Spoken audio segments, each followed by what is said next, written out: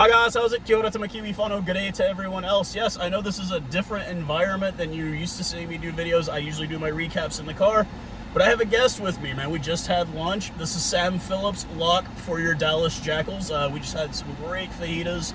It's a big Texas thing to do. We'd already done an interview. I've been chit-chatting with this guy the whole time. I've met his family, really cool people, and it's cool to have him here. Welcome, bro. Hey man, nice to be here. Thank you for having me on the show. Right on, man. So let's kind of talk about it. Obviously, your rookie season here in Major League Rugby, 3 caps so far, all in relief. You came off on and off at the 60-something minute in round 1 versus Austin. Round 2, you came in the last 5 or 7 minutes, and then last week you got a little bit more playing time. How has your first year of professional rugby been treating you, man? Man, it's been awesome. It's been a great experience. Being in my rookie year, coming in, having all the experience with international guys overseas. I'm only a year into rugby playing anyways, which is crazy, college football crossover guy. But just being able to have the guys in the locker room to learn from, just trying to be a sponge, soak all the information in, trying to grow as much as I can, and just trying to get like a little bit better every day. And I think it's definitely paying off in the long run. Hell yeah, man. So, anybody can notice, yes, a little bit of accent. He is a Texas boy. For those of you, my followers, I'm not just talking about not in Texas, not in the United States, from around the world, man. Texas high school football. There's a reason Friday Night Lights, Varsity Blues, a little bit more my generation is made. And that's for anybody that doesn't know, man. Texas high school football is massive. Like, the stadiums here are professional stadiums in a lot of other places in the world. We live not too far from Allen, Texas. They've got this multi-million-dollar facility. Everybody has massive stadiums here. And you're a product of that. You played Texas high school football, man. Like, do you still, to this day, like you talk to other guys, obviously, most of the American guys are crossover players. Do you ever talk about high school football experiences with them, or has it not really ever come up? Surprisingly, it really hasn't ever come up because, being in the professional environment for rugby, it's just strictly business. But I think I'm definitely going to start bringing it up some more. Why not? Dude, it's I could get why it wouldn't get brought up because you played high school football in Texas, man. I've been all over the U.S. I've watched high school football in quite a few places, and yeah, dude, it's any of you guys overseas, if you could find it on YouTube, watch a high school football game here. It is, it's unreal. People don't really, like I said, it's a religion in this state. It doesn't matter. He's from a small town, Gladewater, Texas. It's just, I guess, northwest of Longview? West of Longview? About west, yeah. So it's a small Texas town. That's why, like I said, you watch those, like, Friday Night Lights. Yeah, those are dramas in their movies. It's real. It's the real deal. Real. Yeah, it's the real deal here in Texas, man. I mean, just go online, Google the attendance from the state championship games in Texas. It's unbelievable. I mean, Jerry's World. It's crazy. I mean, I'm pretty sure the 6A Division I had like 48,000 people for a high school state championship game. It's unbelievable. It's different.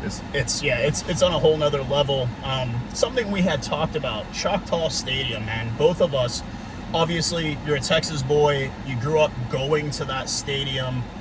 For me, moving here, originally not a Texas Rangers fan, became one much later on, and it's really a surreal kind of environment walking in there and being able to still look and be like, there was home plate, there's the home dugout, that's where the visitor dugout used to be. They pulled that out for the that end zone of the field. Like, do you still kind of like find yourself kind of walking? Have you been able to go down into the dugout there? Oh, absolutely. It's crazy. I think about this, quite a bit, to be honest. Just, as a kid growing up and going, watching Malcolm Young, Adrian Beltre, Elvis Andrews, and Kinsler, like all those guys. And like now I'm getting to go to work and be in the same vicinity and areas and walk the same halls, that they did on a daily basis. So for me personally, that was just a crazy, full circle moment for me, and that's been just an amazing experience. So we're gonna go back to football a bit more, which is collegiate career. Spent some time in southwestern Oklahoma, and then went to Louisiana College, and then you get an invite to a National Football League camp. What was that invite like, just to get the invite? Man, so I was kind of going behind the 8 ball. Kind of take it back a little bit. So my senior year, 2019. I thought it was my senior year. So I had an NFL junior year, or junior day, going into my senior year, and I went to a smaller school. It was a Division III at the time, and to be able to get one of those junior day invites was kind of unheard of. Like the last guy that did have the opportunity, he ended up signing with the Colts and had an opportunity with them and the Packers as well. And so going into my senior year, I had a lot of hype, a lot of stuff going my way, as long as I just did the things I was supposed to do. And went into fall camp, did the month of fall camp, all that was looking really good. And literally on that Tuesday of our first home game against Texan University in Florida, I got a call from my registrar's office. They're like, "Hey man, I think you're out of eligibility to play." And I was like, "What? What's going on with that?" And so I wasn't able to have my senior season in 2019 in a nutshell. Had to sit that year out because I was done with eligibility. My time clock had ran out, and so was very frustrated. But I decided to stay in shape, stayed active. Got my fitness, worked on that, and I ended up getting these Senior Bowl invitations instead because I was on their radar going into my senior year. And so I was like, why not? Let's check it out. Let's do it. And I ended up getting a lot of interest from some NFL teams just because I stayed in shape and I was active and I stood out. And ended up signing with the agent for football, the whole NFL process. Moved to Baton Rouge, Louisiana, and trained with Ryan Clark, LSU great. Played for the Pittsburgh Steelers for years. Across from Troy Polamalu, played safety, and ended up I got the invite to the Saints minicamp and got canceled because of COVID. So that was another thing that kind of happened that was out of my control, which was very, very frustrating. So that's why I ended up going back to school in the fall of 2020, got my degree, finished that, and that's when the rugby thing came out of nowhere, man. I was like, I can either go teach or I could pursue rugby, something I know nothing about as a Texan, as an American, but why not? And so I just ended up diving in, and that was a year ago about today, and now I'm an MLR playing for the Dallas Jackals. So it's kind of crazy, but I mean, in life, you just got to take the opportunity and just jump, even though, you might be kind of unsure of, what the end result might be. But it's ultimately worked out very, very well for me. Right on, man. That's it's a bit, like you talk to an older guy like Alex, not that he's old or anything compared to me, but like, a guy who's been a veteran of the league, played in a little different path, obviously from New York, moves to Florida, baseball guy, played football, played at Division I level in college, and then with you, kind of the other route, you kind of went on a smaller school route, but you still kind of had like those same aspirations, and then rugby has allowed you to kind of say, hey, look, I'm a professional athlete, and that's kind of the great thing about the sport at this level in this country, is there's a lot of young men like yourself that like, this is your chance to play professionally a sport that's growing. It's the fastest growing game in America, and obviously we saw with that opening night crowd there at Choctaw, there were heaps of people, 3,500 plus. Yeah, broke the record, right? Yeah, broke the opening day record for the league, and then a pretty good weather night, a little chilly, and then the next weekend we get a soggy nightmare of cold and wet all mixed together. And it was just kind of, obviously not the result we wanted out on the pitch, but these things come with time.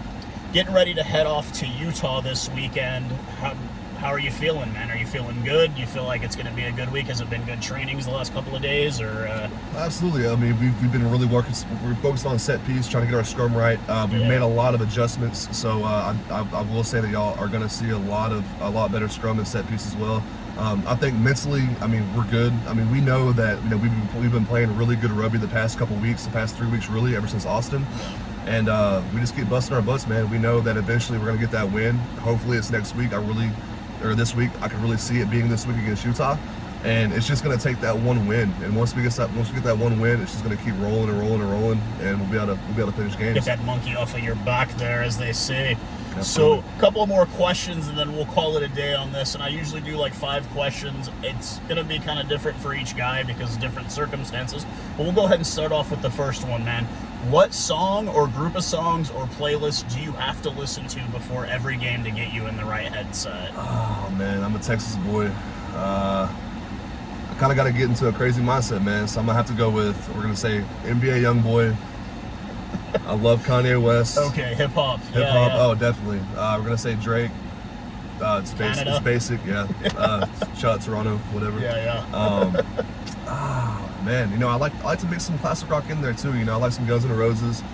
Stuff to get you Rage to the Machine, stuff like that. Yeah, just, stuff to just get you in the right anything that makes me go mentally insane and pumped up and gets me juiced up, really. What is your favorite sporting memory? It can be rugby, football, anything. What is your favorite sporting memory that you have? Man, probably I would say post senior season in football.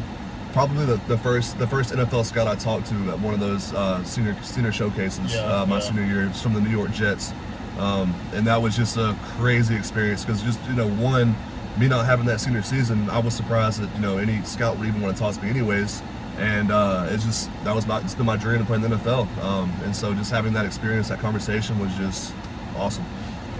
If you could play any sport well outside of rugby or American football, what sport would it be? Well, I've been going to some Dallas Stars games, and so you like to play hockey? I would say hockey, man. I would say man. hockey, dude, because you got the aggressiveness of football. I don't know how them dudes can skate like that, stop on a dime, and handle a puck, and check people, be physical like that. So if I could go back and do it again, I would definitely try to put on some skates. Two interviews, two hockey guys. Okay, so another kind of odd question, I asked this one as well, which is, if you could have lunch with 3 people, living, dead, real, fictional, who would they be and why? Elon Musk. South African, yeah. Just be able to sit there and just understand his mind, ask him questions, trying to pick it a little bit. I'm gonna say Joe Rogan. Okay, yeah, free thinking guy. Yeah. I'm a big creative thinker guy. Yeah. I like really encouraging that. And number 3, your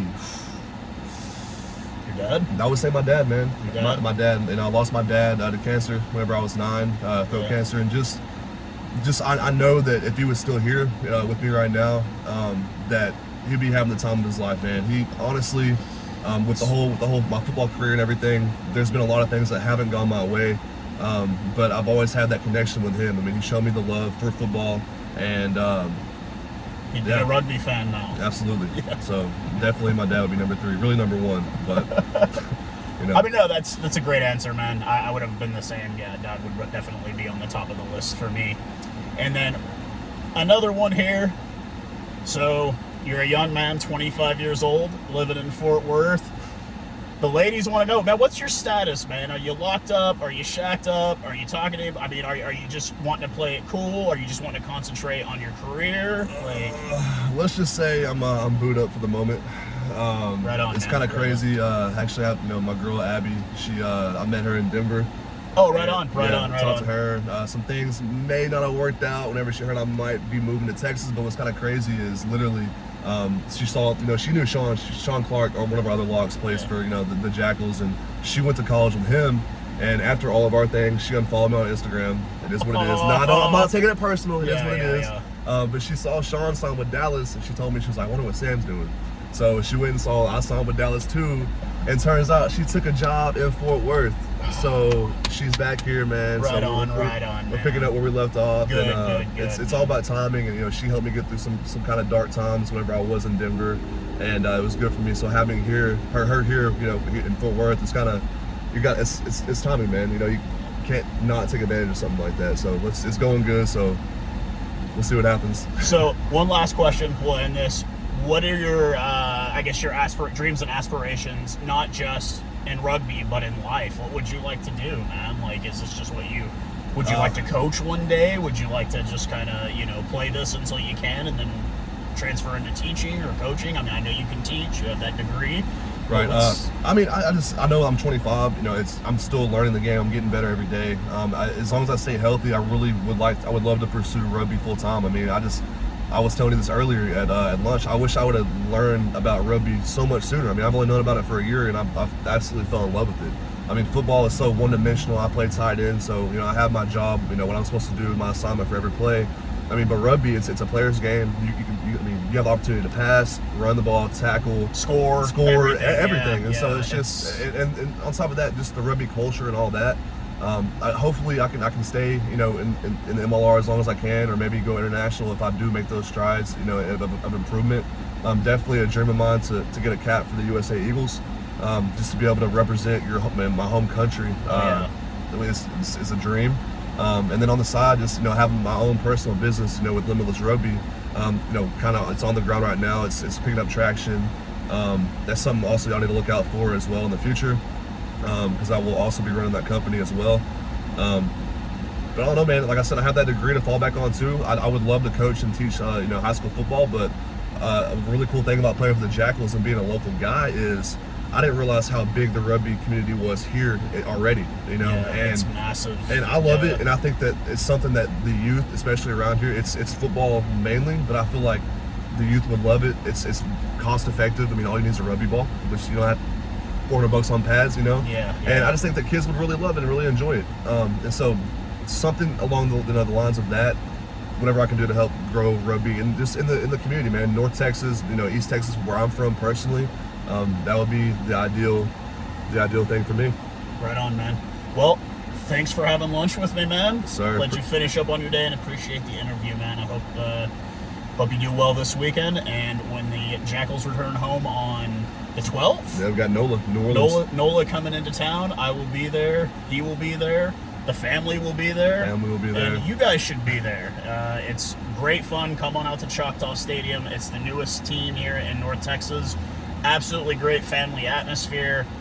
Just a good time for everyone to have. And if you don't understand the game, find me or find Trumbody will explain to you this game, and you'll fall in love with it immediately. And stick around after the game, because one of the biggest parts of this game is at the end.